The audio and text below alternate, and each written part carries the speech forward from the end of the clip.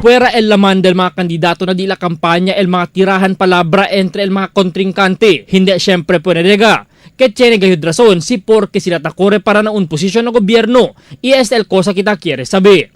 Antes de acabar el tiempo de campaña, principia también el news team sabi uno por uno si cosa bagayod el plano del mga kandidato que el principia kita na mga kandidato para konseho.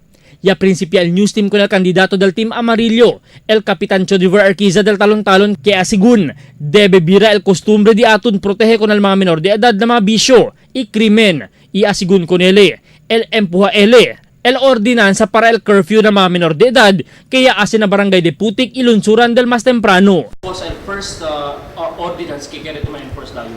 El curfew for minors. Kasi iyo takligatso, que importante que con este mga jóvenes, joven pa lang, bata pa lang, ta-disiplina kita. It's okay to be kita lenient at times, si ito yung mayores, pero doon hindi kami kaamo, alas 11 del noche, este mga minors below 18 years old, el tali pa siyempre apuera. Kasi takada sila exposed na diferente klase de mga aktibidad.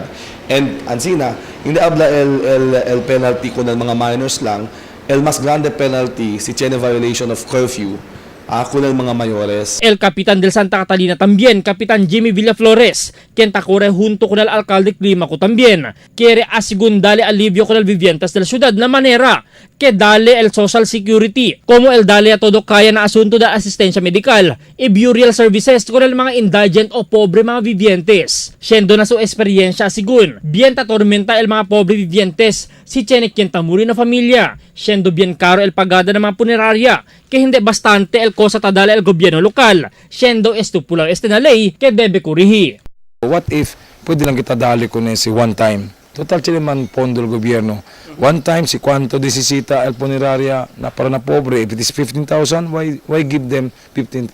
Why not give them 15,000? Para kaba el balsama di la problema, el iglesia lang, el cementerio lang, sina Muslim tamen, el magakosa nisisita mga palo, plywood, tela, worth de ese cantidad para hindi na sila tormento, el dueño del muerto, hindi na pasa tormento onde busca. No? I'm really going to push that amendments de ese ordinanza.